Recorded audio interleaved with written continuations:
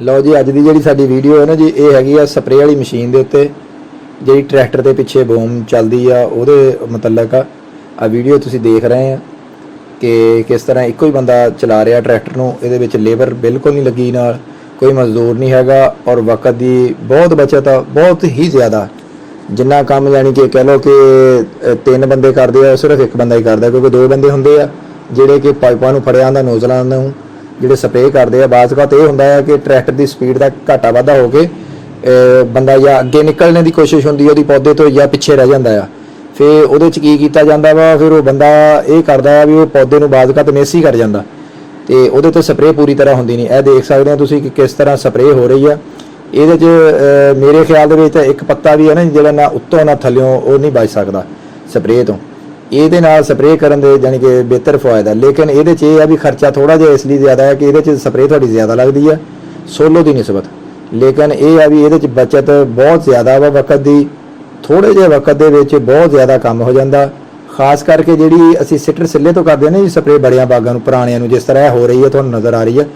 Seater सिला हमेशा सिर तो पैंदा है तो पत्ते की बैक साइड पर होंदा है, तो वो बचाव लई ये मेरे ख्याल दे विच बाकी तुहाडे नज़र आ रही है तुहानूं सामने, ये बहुत अच्छा तरीका। देखो किस तरह धुआं कीता पिया उन्हें स्प्रे दे नाल, और बड़ी प्रैशर दे नाल ये निकल रही है, तो एक बंदा ही कर रहा वा।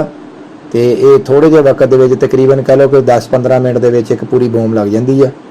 तो ये हैगा भी टाइम थोड़ा लगता वा, काम ज़्यादा हो जाता है। और जिन्हां जिमीदारां दे कह लो कि बाग ज़्यादा वा उन्होंने तो बहुत ज़्यादा फायदा वा। और उस तो इलावा भी जिन्हां दे पौधे बड़े आ वो छोटियां मशीनां दे नाल नहीं हो सकती स्प्रे इस तरह। ये तुसीं देख सकते हैं, आ देखी चलो, देखो किस तरह ना ये यानी कि उत्तों भी तुहानूं व्यू सारे दिखाए हुए आ और बराबर तो भी तकरीबन हैगे आ कि कितनी अच्छे तरीके नाल हो रही है। देखो देखो कोई शायद तुहानूं लगदा किसी जिमीदार नूं कि इहदे विच कोई चीज़ रहिंदी होएगी, ये बहुत अच्छी चीज़ आ। तो जिमीदारां नूं चाहीदा कि इस तरह दी मशीनां जिहड़ियां ना जी वो लैणियां चाहीदियां, ना कि पुराणियां बोमां कि जिहदे नाल स्प्रे का भी मज़ा नहीं आता। ये देख सकते हैं भी कोई शै नहीं रहिंदी, पौधे नूं किस तरह वो समझ लो कि धो ही दिंदा वो। यह बहुत अच्छी मशीन है, मैं तैनूं बहुत अच्छी गिणिया वा, बाकी हर बंदे की अपनी समझ है, लेकिन बहुत अच्छी चीज़ है। देख सकते हैं तुसीं। तो मजीद इदां दियां जिहड़ियां वीडियो होणगियां कोई मशीनां दे उत्ते हालात दे उत्ते और मजीद जिहड़ियां बागां दे उत्ते असीं बनावांगे इंशाअल्लाह। बाकी हर फसल ते बनावांगे, बाग की हर बीमारी ते बनावांगे, हर मौके के हिसाब नाल बनावांगे भी किस मौके च किहड़ा काम करना चाहिए और किस तरह करना चाहिए। तो ये सारा कुछ असीं इंशाअल्लाह दस्सिया करांगे। तो ये लिए गुजारिश है कि साडे चैनल को सबसक्राइब कर लो तो बैल के आइकन दबा लो, ताकि जिहड़ी भी वीडियो आऊगी ना तो टाइम के नाल नोटिफिकेशन तुहानूं आ जाऊगा, तो ताकि तुहानूं ज़्यादा तो ज़्यादा फ़ायदा हासिल हो सके। और नवीं तो नवीं चीज़ असीं तुहानूं दिखावांगे जिहड़ी कि इस तरह ज़रूरी हालात आ वो और किस तरह वो काम करदे आ वो, तो इदां दीयां चीज़ां तुहानूं इंशाअल्लाह दिखावांगे।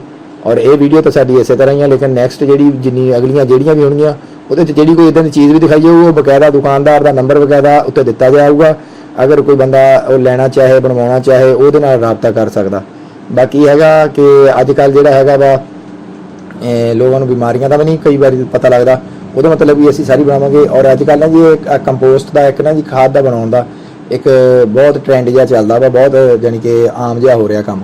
ये बारे भी असीं दस्सांगे भी की करना चाहिए और किद्दां बनाउणी चाहिदी है खाद, बजाय इस कि तुसीं कीमियाई खादां पाओ। तुसीं मੱਝਾਂ का जिहड़ा गोहा वा गया सड़िया ਉਹਦੇ ਨਾਲ ਤੁਸੀਂ ਇਹ किस तरह खाद बना सकते हो, ਉਹਦੇ बारे भी असीं इंशाअल्लाह दस्सांगे।